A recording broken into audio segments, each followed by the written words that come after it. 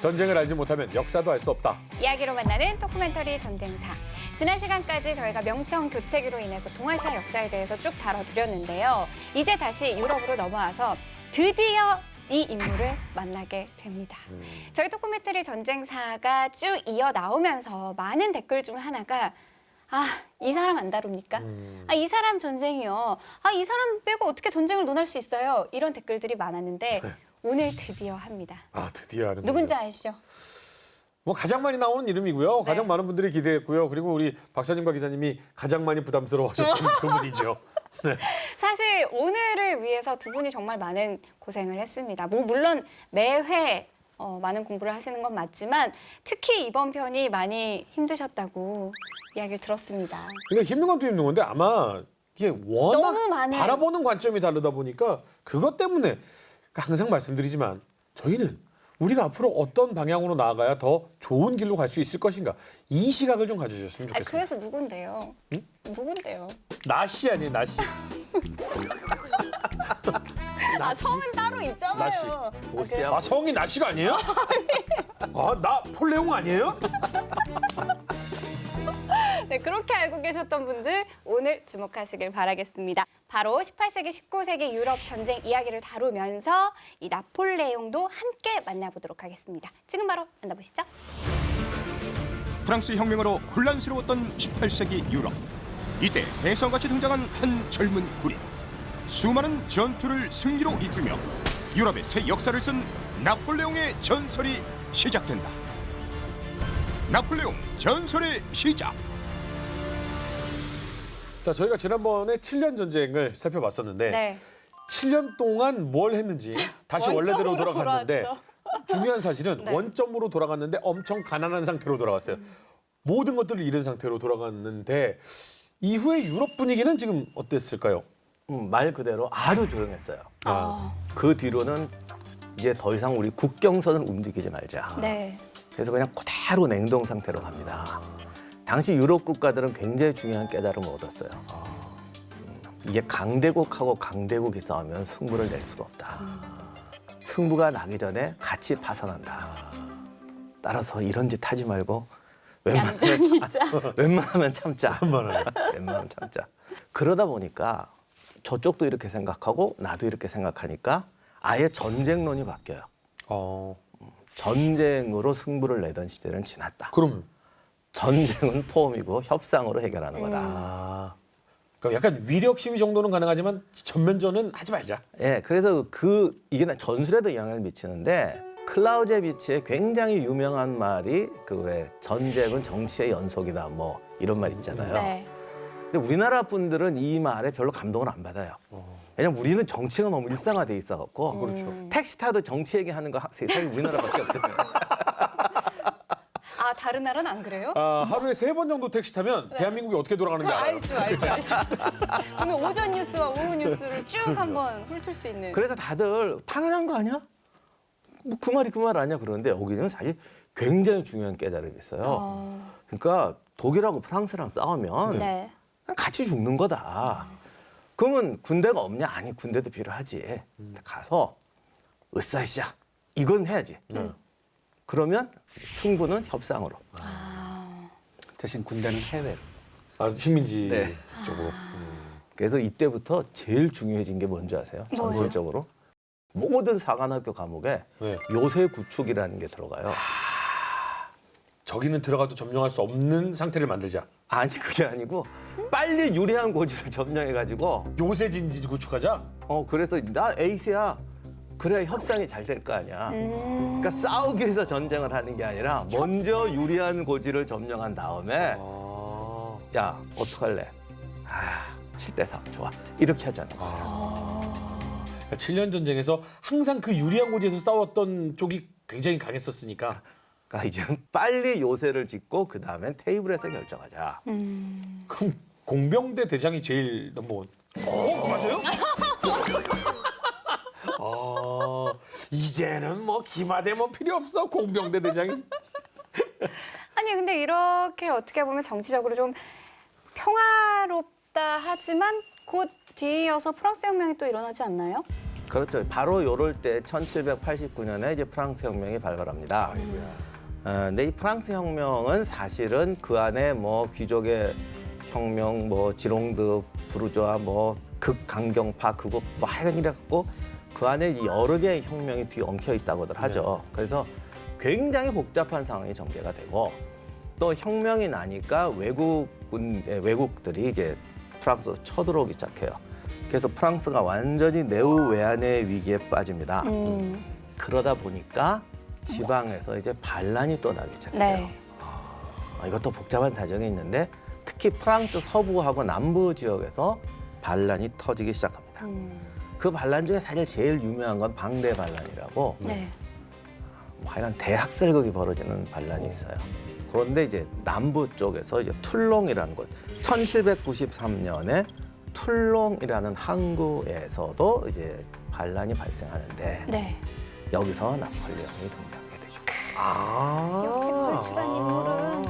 여러 이 반란들이 일어나는 와중에 그 중에 한 명이 이제 나폴레옹이라는 인물이었군요. 원래 1793년이라면 네네. 혁명이 난 지 거의 4년째잖아요. 그러니까 혁명이 난 지 4년째라면은 혁명이 어느 정도 이제 완숙기라고 해야 될까? 뭐 그런데 좀 가야 되는데 이때 당시는 뭐 그 정권을 잡고 있던 쪽이 워낙 아마추어였다는 생각이 들 정도로 좀 그런 게 있었어요. 그래서 쉽게 말해서 당시 프랑스는 뭐 하나 제대로 돌아가는 게 없었습니다. 그다음에 결정적으로 이제 경제 시스템이 완전히 붕괴가 되는 사건이 있어서 그때 무슨 뭐 야시냐라는 집회가 있었대요. 네. 이때 당시에. 야시냐. 근데 무슨 집회냐면은 이제 교회의 재산과 토지를 담보로 발행한 집회예요. 네. 채권 같은 네. 거예요. 근데 이거를 너무 많이 남발을 해서 이게 완전히 인플레이션이 엄청나게 돼서 더 많은 사람들이 고통을 받았다고 하더라고요. 야시냐 한 트럭을 갖고 네. 가야 사과 하나 사고 막. 네, 그러니까 극심한 경제난에 극심한 정치적 혼란. 더군다나 이때는 아직 그 로베스피에르라는 사람이 이른바 단두대 공포 정치를 할 때였기 때문에 민심이 흉흉했죠. 그런 와중에 이제 교수님께서 말씀하신 대로 이제 남부지방에서 주로 이제 반란이 일어나죠. 그러니까 이 반란의 세력은 이제 수구파라고 해야 되나요? 왕당파. 네. 그런 사람들이 이제 반란을 해요. 이제 골치 아프게 됐죠, 이제. 그러니까 프랑스 남부 해안 지방으로 거의 한 군데도 빠짐이 없이 이제 반란이 일어나게 됩니다. 이 환경 속에서 나폴레옹이 등장을 하는데 사실 앞서서 허준 씨도 얘기를 했지만 나폴레옹에 관한 이야기는 정말 너무 많고 또 여러 관점에서 보고 있기 때문에 이걸 하나로 정리하기가 쉽지 않을 것 같아요. 그러면 나폴레옹에 대해서 알아보려면 어떤 전쟁부터 시작을 하는 게 좋을까요? 나폴레옹이라는 이름이 세상에 알려진 거는 툴롱 전투입니다. 물론 나폴레옹이 벌였던 전투는 이전에 있었어요. 네.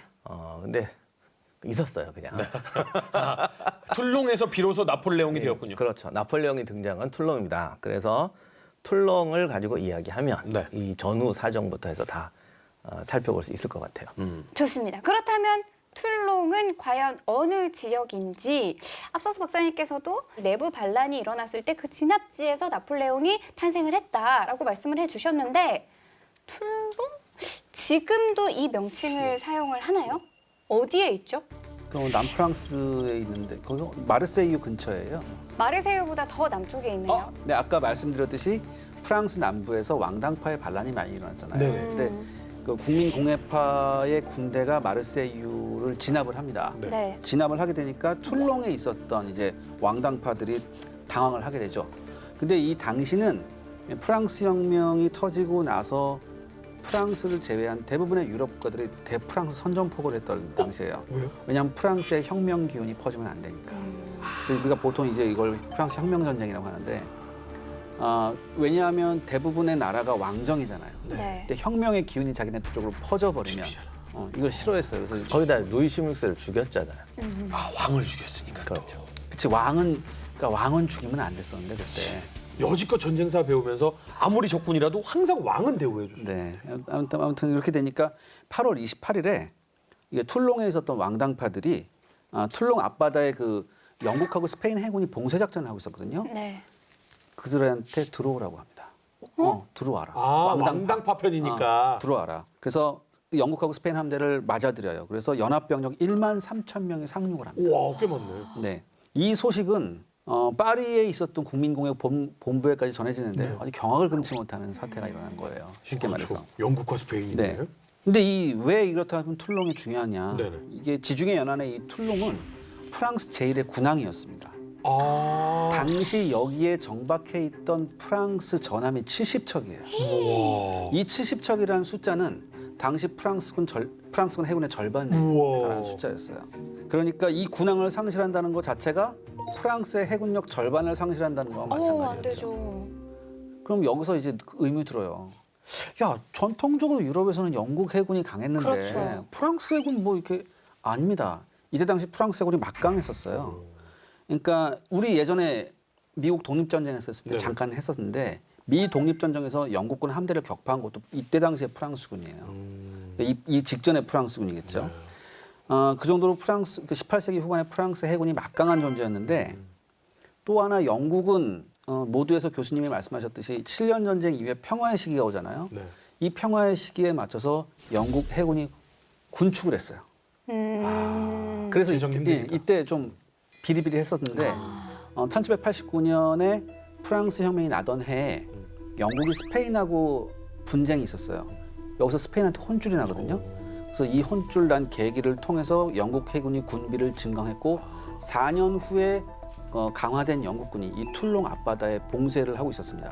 근데 이 봉쇄를 하고 있었던 이 영국과 스페인의 이때는 또 영국하고 스페인하고 또 손을 잡았죠. 유럽은 참 희한해요. 왕시켜야 되니까. 유럽은 그래서 사실은 여기 들어온 군대가 육군은 거의 스페인군이었어요. 영국군은 2,500명밖에 안 됐대요. 네. 얼마 안 아니 왜냐면 당시 영국은 전 세계 식민지 하느라고 바쁘죠. 병력이 없어 병력이. 아프리카를 그 넓은 아프리카를 몇천 명 보내서 먹었으니까 찔까 몇천 명이면 영국은 엄청 많은 거예요. 아, 그렇군요. 예, 그래서 겨우 2,500명의 영국군과 나머지 스페인군이 상륙합니다. 그러니까 이렇게 되니까 이제 국민공회군도 이제 발등에 불이 떨어졌죠. 네. 이게 외국 군대가 그렇지. 자기네 제일 군항에 들어왔단 말이죠. 네. 이건 이제는 가만 놔둘 수가 없죠. 그래서 이들이 상륙한 지 불과 11일 뒤인 9월 8일 날 이제 장 프랑스와 카르토 장군의 지휘 아래 아비뇽하고 말세유를 탈환을 해요. 네. 탈환을 해서 원래 가지고 있던 병력과 현지에서 징집한 병력을 합쳐서 이제 툴롱으로 옵니다. 여기서 제가 네. 이 툴롱에 대해서 다시 한번 질문을 드리고 싶은 게 왕당파가 반란을 일으킨 거잖아요. 네. 그리고 이제 진압을 하러 오는 거잖아요. 네. 그러면 왕당파가 일단 항구에 진지 구축을 하고 싸울 준비를 하고 영국과 스페인을 불러들인 거고 네. 그리고 이 공회가 진압을 하러 들어오게 된 거죠. 그렇죠. 근데 스페인하고 영국 군대를 부르기 전에 진지 구축을 한 게 아니라 네. 그들이 들어와서 진지 구축을 해준 거예요. 거의 그렇게 돼요. 그러니까 그 전에 진지가 좀 있었지만 군인들이 들어오면서 진지가 훨씬 강화돼요. 영국과 스페인. 예, 이게 그러면 그 7년 전쟁 이후니까 진지 구축을 잘 할 때네요. 매우 잘할 때였죠 이때. 그리고 원래 요새가 있었잖아요. 군항이니까. 군항 그러니까 원래 툴롱 군항 자체는 요새예요. 그 자체가 요새고 이 요새만으로도 부족하다고 해서 전초 기지를 많이 짓습니다. 와, 그럼 요요새 됐네요. 아니 왜냐하면 툴롱을 지금 위성지대로 보셔도 저게 우리나라 꼭 진해처럼 맞아요. 뒤는 산이 막 그렇- 예. 보이고 앞쪽은 항구인데 그 산 고갯길로 들어가야 되게 돼 있어요. 아, 저 산 뒤로 넘어가는 예, 좁은 산 길. 사이로. 그러다 보니까 그 들어오는 진로를 제압할 수 있게 봉우리 바다 진지하고 또 저 요새 앞쪽에도 전초기지를 깔아가지고 요새 앞쪽에 세 개의 가장 중요한 전초 기지가 있었는데 네. 뭐 세인트 필립, 세인트 컴, 그다음에 세인트 찰스 이렇게 세 개의 진지가 있었습니다. 되게 신들한테 절실히 도움을 요청하고 싶은가 보다. 그다음에 동쪽에서는 라이포이프 장군 지휘하에 6천 명의 이탈리아 방면군이 합류를 합니다. 이탈리아? 예, 이탈리아 방면군이 이제 합류를 해서 이제 툴롱을 공략하러 오는 거죠. 그러면 이쪽은 왕당파가 아니라 진압군이네요. 그렇죠. 그래도 이게 본의 아니게 국제전이 되는데 네. 스페인군이라고 하지만 당시 나폴리도 스페인령이었거든요. 아. 실제로는 거의 이탈리아 주민들인데 피에몬테, 나폴리 이 지역에 있는 이탈리아 개 파견 스페인. 뭐라고 해야 돼? 그러면 지금 이 느낌은 이탈리아의 반란군이네요, 그러면? 아니요. 진압군도 스페인군이 오잖아요. 네. 스페인군인데 사실은 이탈리아 땅 일부가 스페인이었기 때문에 네. 이탈리아군이 스페인군으로 참전하는 거죠. 근데 이탈리아군은 진압군이라면서요? 그거는 또 이탈리아에 들어가 있던 프랑스군. 아, 이탈리아에 들어가 있던 프랑스 프랑스 공회의 군대가 그러니까 원래 돌아오는군요. 원래 이렇게 되면서 모든 프랑스 군대는 프랑스 공에 소속이 돼요. 그러니까 해외에 있었던 해외 점령지에 있었던 군인들도 당연히 프랑스 공에 소속 군인이 되겠죠. 그러니까 그들까지 불러들인 거예요. 급해 맞으니까. 그래서 아까 그 지도를 보니까 툴롱 오른쪽이 바로 이탈리아니까 그렇죠. 거기에 있던 군대가 6천 명이 네. 합류. 그리고 거기에 있던 스페인 군도 그래서 나폴레옹 왕국에 있던 스페인 군도 오는 거죠. 네. 아직 여전히 유럽은 복잡합니다. 복잡한 여기까지만 해도 복잡하네요. 지금도 복잡하더라고요. 예.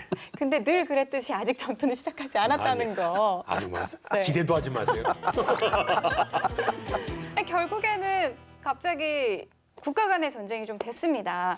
이제 전투가 시작이 되나요? 아직 시작을 해야 되는데 네. 전력 분석을 해야 돼요. 네. 보면 이게 이제 그 국민공예군이라는 게 사실 혁명 나고 이제 외국 군대가 쳐들어오니까 네.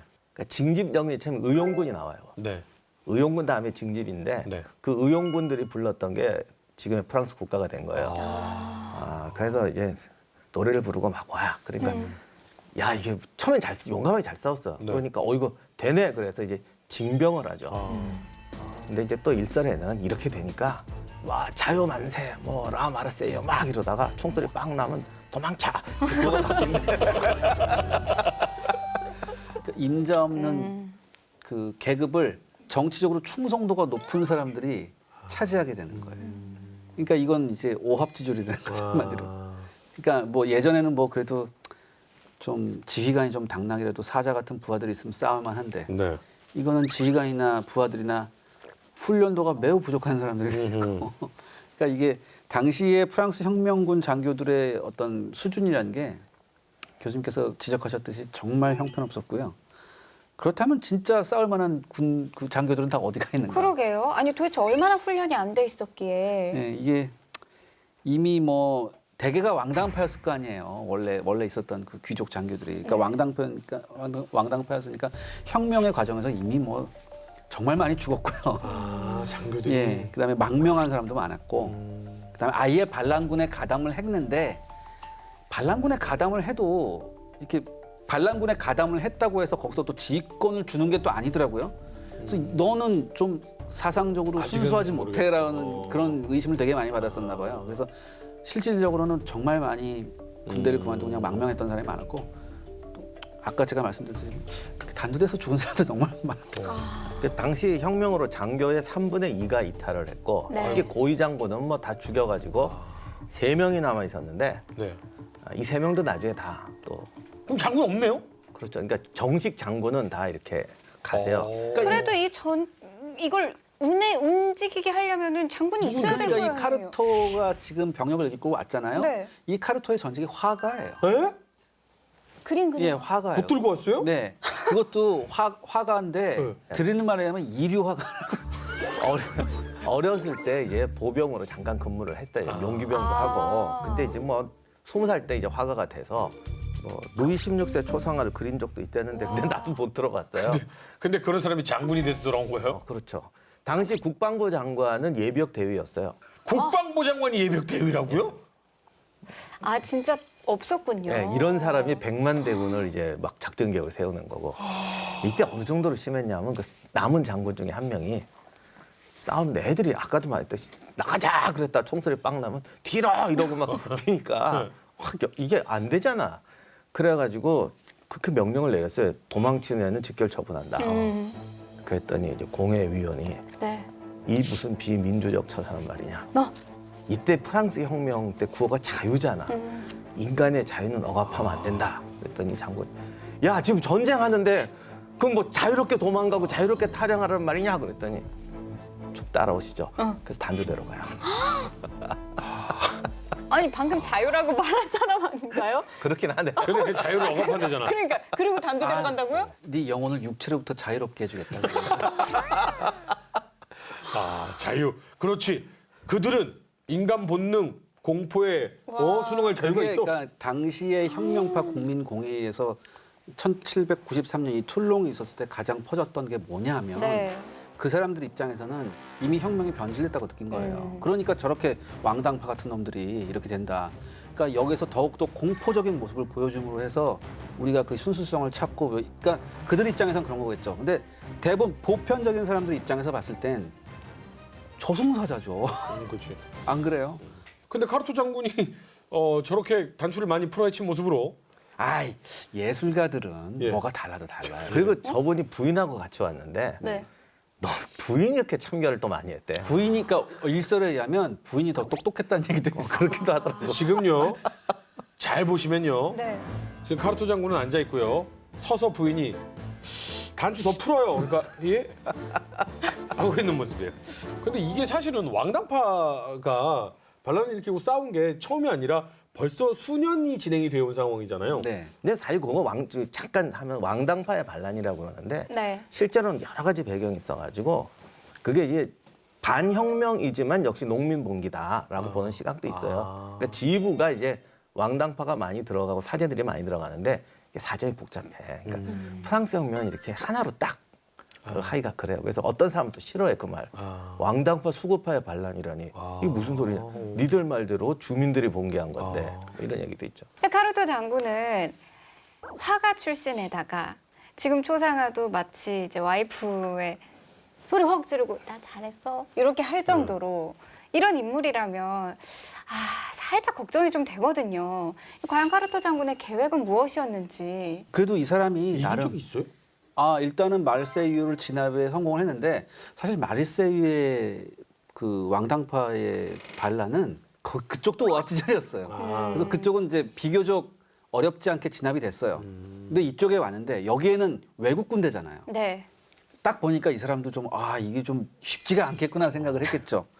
그래서 나름 이 사람들도 머리를 써가지고 툴롱 서쪽의 고지대에 이제 올리올이라고 있어요. 네. 네. 여기 공략에 이제 열을 올립니다.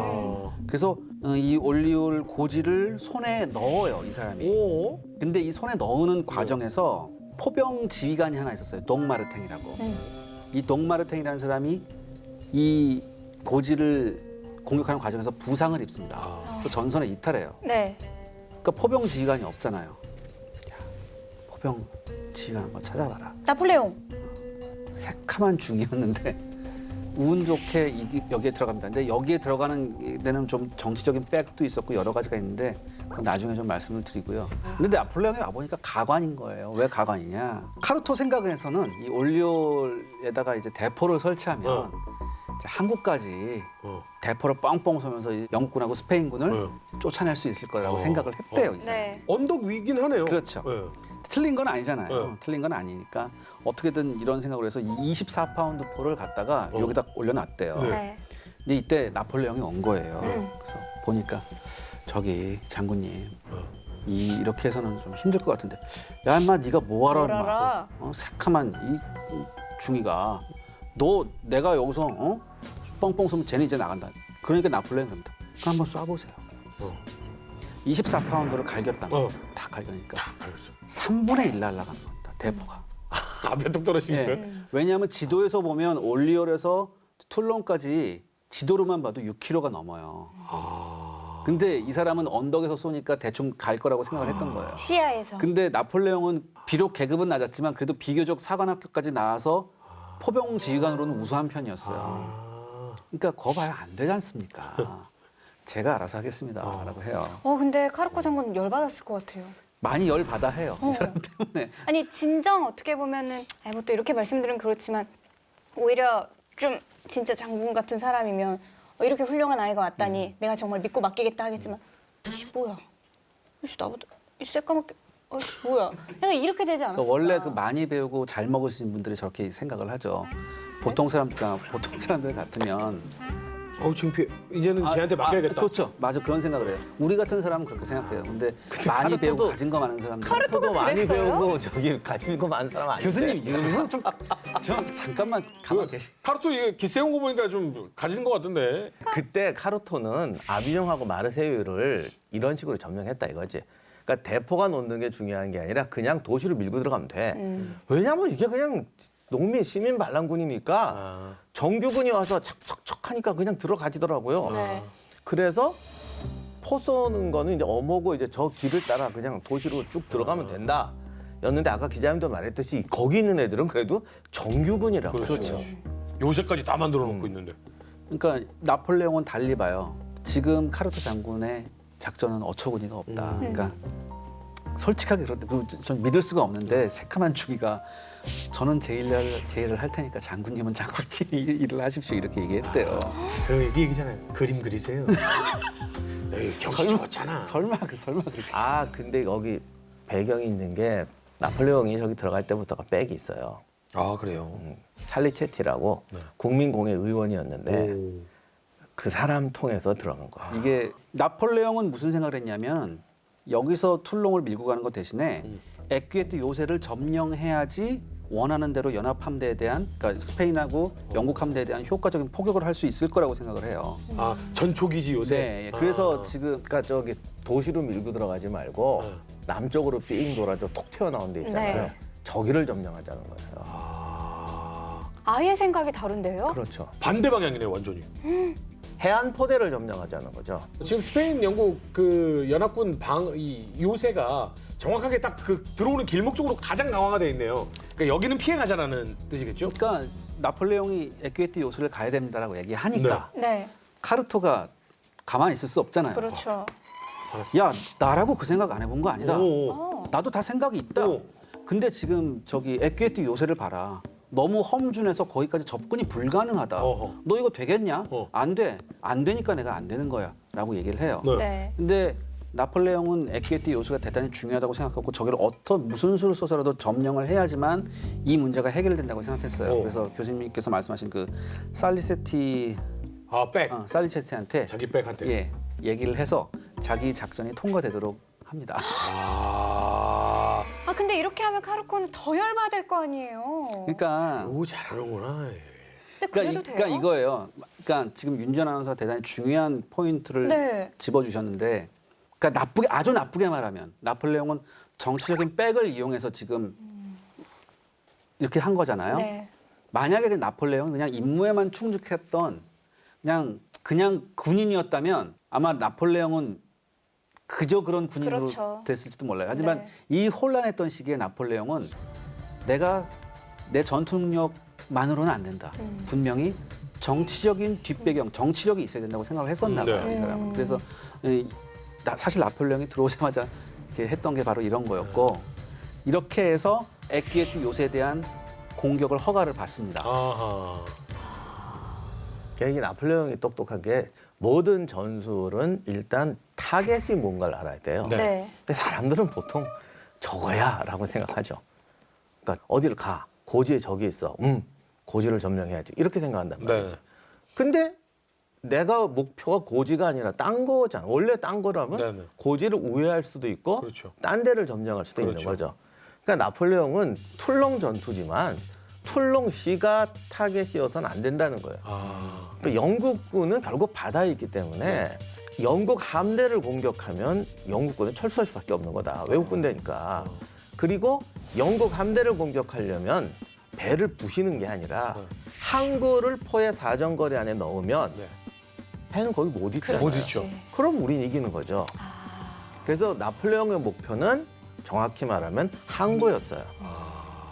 나폴레옹의 가장 뛰어난 점이 이 어떤 전투가 벌어졌을 때 가장 핵심적인 데를 탁 집어내는 그런 능력이 대단히 뛰어났다고 하더라고요. 그리고 이 요새에 대한 공략을 허가받았잖아요. 그리고 그 과정에서 중이었는데 어느덧 소령으로 진급을 해 있습니다. 별다른 전과가 없었는데도 불구하고 정치적 인맥 덕분에 소령으로 진급을 해 있었어요. 아니 지금 전투가 시작도 안 했는데 이 두 계급이라는 특징이 아니 근데 이거 얘기하다 보면 분명히 댓글에 날 텐데 그때 중이 아니고 대위였는데요, 소령이었는데요. 막 올라가요. 그러니까 제발 좀 이런 건 우리 따지지 네, 말자고. 며칠 사이에 계급이 휙 바뀌거든. 바뀐대요. 네. 근데 윤 아나운서 말씀대로 네. 윤 아나운서는 아마 카르토 장군의 심정을 이해하셨을 거예요. 아이 그런 건 아니에요. 카르토 장군이 속에서 부글부글 끓죠. 네. 아 이거 말도 안 되죠. 이거 야 누군 백 없어 이러고 싶은데 네. 없어. 뒤에 있는 사람 보니까 자기가 알는 사람보다 더 높은 거예요. 그래서 이럴 때 말하면 안 되겠다고 가만히 있었어요. 네. 나폴레옹이 요구해요. 저기 에퀴에트 요새를 공략하기 위해서는 1000명의 병력이 필요하다라고 얘기를 합니다. 500명만 줘요. 네 능력이면 500이면 될 거야. 아 근데 유치하다. 그냥 이렇게 하기로 했고 아니, 물론 원리 원칙대로 가야 되는 게 맞지만 그리고 사실 이 상황 안에서 우리는 이제 결과를 알기 때문에 오히려 이때 당시에 나폴레옹이 이렇게라도 했기에 너무 다행이다라고 하지만 그때 상황이 또 모르잖아요. 네. 아니야, 그렇게 유치했기 때문에 나폴레옹이 뜬 거예요. 이때 아주 정말 막장이었거든. 나 같으면 300 줬어. 뭐 잠깐 뭐라 그러면서 300 쳤을 것 같습니까? 된다며. 천은 있어야 합니다. 아니야. 나는 1000이 필요한데 너무 300이던데. 그래서 500 데리고 가는 그래서 거예요? 진짜 500만 주나요? 근데 이 에퀴에틱 요새에 대한 공략을 영국군하고 스페인군도 알 거 아니에요. 그쵸. 그러니까 네. 아까 이제 전초기지 세 개가 있었다고 네. 했잖아요. 그 세 개의 전초기지를 강화합니다. 네. 훨씬 강화하게 됐어요. 그러니까 이 강화된 진지를 뭐라고 프랑스군이 불렀냐면 리틀 지브랄타라고 불렀어요. 지브랄타가 왜? 왜 지브랄터 해협에 그 네네. 영국이 철옹성 지브랄타가 네네네네. 있거든요. 여기에 비유한 거예요. 그만큼 강력하다고 해가지고 거기를 멀그레이브 요새라고도 하고 이제 네. 별명으로 리틀 지브롤터라고 그랬는데 지브롤터가 고처럼 돼 있잖아. 딱 저 길을 네네. 막죠. 해협을 막는 데니까. 네. 영국 사실적으로 중시 안 했는데 그 500명 갖고 공격하다 실패하는 바람에 영국군이 아차 이거 중요하구나. 내지는 프랑스군이 여기가 중요하다는 걸 알았구나라고 해서 거기다 요새를 설치해서 전투는 더 어려운 국면으로 가요. 그러니까 오히려 카르코가 500을 줌으로 인해서 스페인과 영국군은 프랑스군의 계획을 눈치를 챈 거잖아요. 그러니까 쉽게 말해서 어설프게 건드렸다가 그러니까요. 일이 더 커져버린 거예요. 어. 그리고 이거는 이제 자칫 모든 나폴레옹의 계획이 물거품이 그렇죠. 되게 돼 있는 거예요. 자, 500을 갖고 공격을 하니까 당연히 안 되겠죠. 그러니까 이 상황 이게 공격을 안 실패하니까 됐구나. 나폴레옹 입장에서는 최우선 목표가 바뀝니다. 아. 자, 본인이 나폴레옹입니다. 네네. 뭐부터 해야겠습니까? 나? 내 백한테 이르는 것부터. 그렇죠. 비슷한 형! 거의 맞았어요. 거의 맞았어요. 그래? 예, 거의 맞았어요. 다시 말해서 백한테 일러서 카르토를 제거하는 거예요. 아 근데 제일 유치하긴 목표가 못하다. 카르토가 됐구나. 그래서 카르토가 제거되는데 그 다음에 더 기가 막힌 분이 오세요. 비슷하네. 그 다음에 이제 도페 장군이라는 네. 사람이 오는데 네. 이 사람 원래 치과 의사 출신이에요. 교수님 잠깐만. 치과 의사라는 얘기도 있고 내과 의사라는 얘기도 있는데. 그게 그거죠 뭐. 배도 만졌다가 이도 만졌다가. 교수님 무슨 프랑스가 이런 나라예요? 아니 지금 왜 보면 나한테 그래? 유럽은 지금도 올림픽 나오는 거 보면 네. 올림픽 선수가 딱 등장하는데 우리는 야구 선수 그러면 야구 선수 이렇게 나오잖아요. 네. 근데 야구 선수가 딱 나왔는데 산림관리원 막 이렇게 나오잖아요. 유럽 보면 막 이러잖아요. 하긴 그래. 예전부터. 응. 그래갖고 근데 이분도 희한하게 의사잖아. 네. 의사인데 그 피만 보면 울렁증이 생기는 병이. 아니 외과 내과 의사. 내과, 그래서 내과. 내과 의사라는 얘기가 나왔나 보네요. 그런가요? 네. 치과 중에서도 잇몸 안 건드리는 치료만 하죠. 그렇지. 그럼 이분은 자진 사퇴를 해요. 아, 그러니까 무더워. 공격을 하다가 영군이 대포를 쐈어요. 네. 근데 프랑스군 하나가 대포를 맞고 두 동강이 났어요. 아이고. 어. 근데 두 동강이 나면서 그 파편하고 피가 자기한테 튄 거예요. 그 경기를 이렇게 해서 쓰러져요. 그러고선 덜덜덜덜 떨면서 돌아와요. 그러니까 나폴레옹 쫓아오죠. 아니 지금 돌격하고 있는데 돌아가시면 어떡해요? 그러니까 나 자네가 하게. 전권 위임. 예. 그러면 나폴레옹이 오히려- 전권 위임 받았네. 네, 장군이 되는 거 아닌가요? 아무튼 이렇게 돼서 이제 세 번째 사령관으로 디고미에라는 사람이 오는데 네. 이 사람은 이제 이때는 이제 나폴레옹 작전이 거의 승이 나요.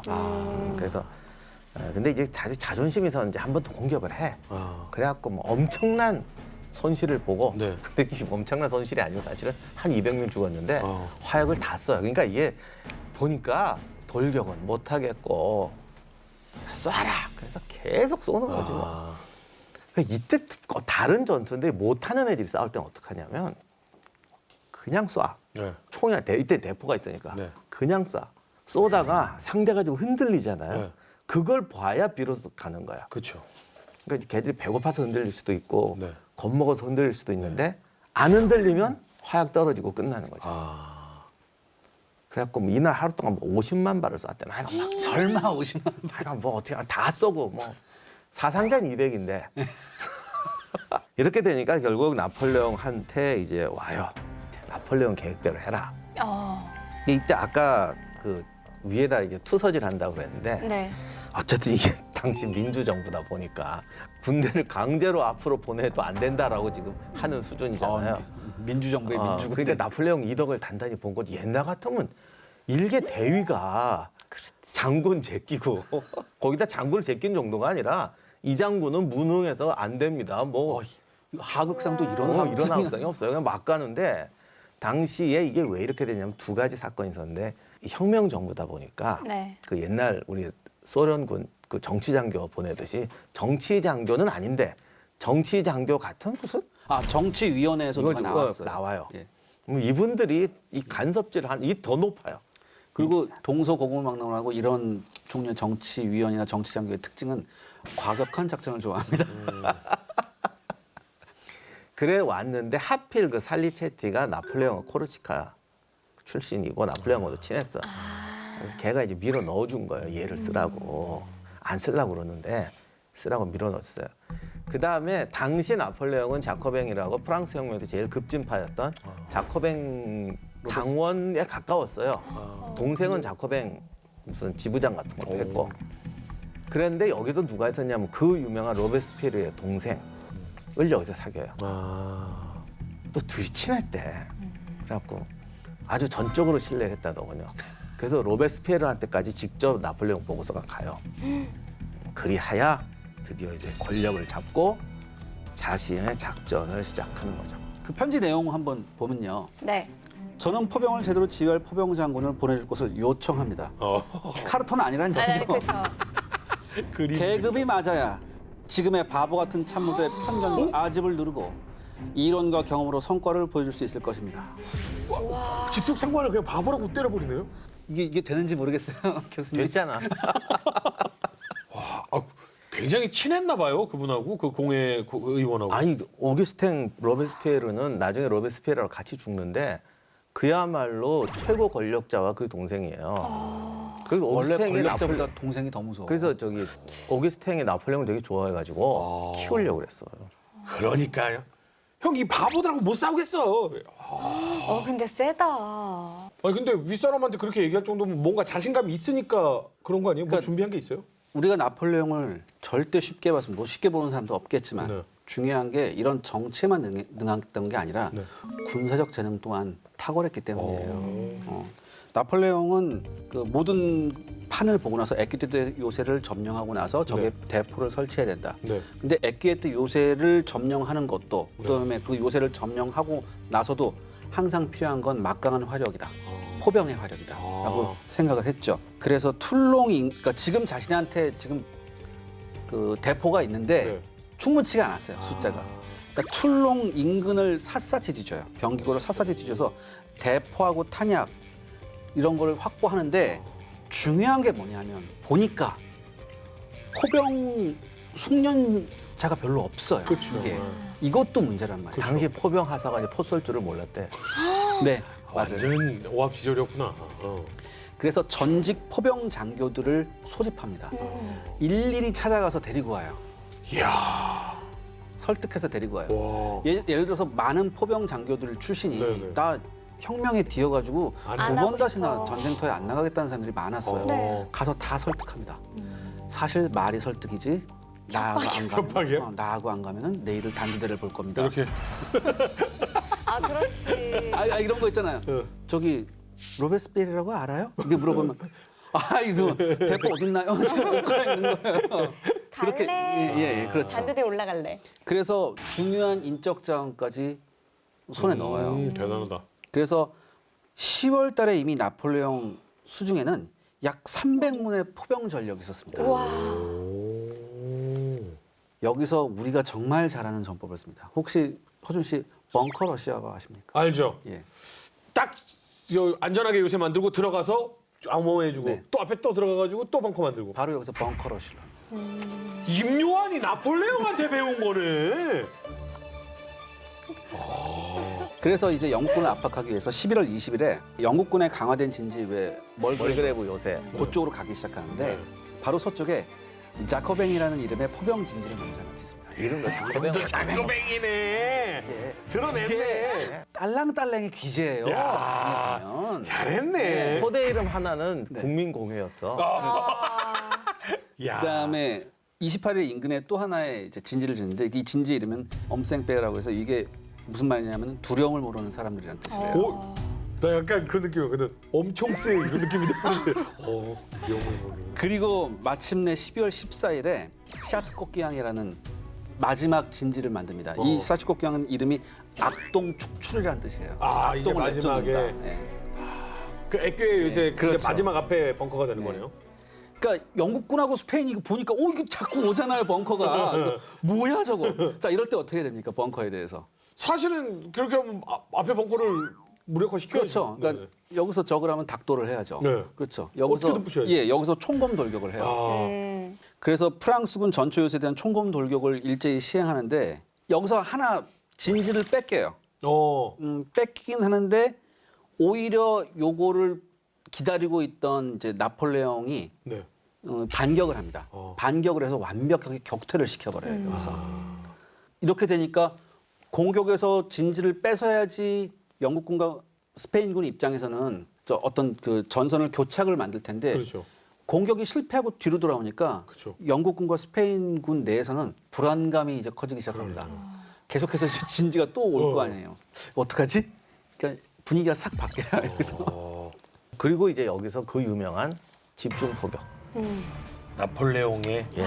그래서 포격. 물론 그 전에도 포를 쏘는데 이게 겁나서 쏘는 거하고 공격적 목표를 갖고 쏘는 거하고 달라요. 그래서 포대를 최대한 앞에 3개, 4개를 만들어 놓고 네. 무려 48시간 동안 집중 포격을 때려요. 포병 장교다운. 18시간이요? 아, 나폴레옹 충분한 포병 화력이 있어서 충분하게 쏴야 된다. 그래야지 쟤네들 예봉을 다 꺾는다라고 생각했어요. 근데 이렇게 되면 거기 있는 병사들이 교대도 못하고 그러네요. 뭐 후퇴할 수도 없고 그리고 솔직히 저도 포격은 안 맞아봤지만 이게 흔들리면 죽을 사람을 흔들죠. 흔들어 버리거든요. 거의 탈진을 시켜버립니다. 예, 그리고는 이제 12월 17일에 5천 병력으로 총검 돌격을 해요. 다음 이야기. 틀롱 전투에서 포병 지휘관으로 활약하며 야망을 실현해 나간 나폴레옹. 출신의 벽을 넘어 유럽을 정복했던 나폴레옹의 어린 시절 숨은 이야기를 공개한다. 틀롱 전투 두 번째 이야기. 나폴레옹의 어린 시절. 코르시카의 이제 아작시오라는 이제 그 수도급 도시에서 태어납니다. 아버지 집안은 법률가 집안이고 어머니는 이제 군인 집안. 프랑스 군사학교에 가는데 여기가 뭐 귀족만 다니는 학교였대요. 프랑스 애들은 절대 귀족으로 앉혀주는 코르시카 출신이 들어갔다는 게 정말 믿기질 않지. 단 한 번도 나폴레옹이 결투를 거절한 적 없다고 그러더라고요. 그 정도로 그러면. 나폴레옹 칼싸움 잘했다고. 오. 코르시카 독립운동이 발생하거든요. 아. 자기 형을 의원으로 만들고 자기는 의용군을 조직해서 의용대장이 됩니다. 그래서 이제 코르시카의 군사 지휘기자가 되죠. 여기서도 또 기가 막힌 에피소드가 하나 있습니다.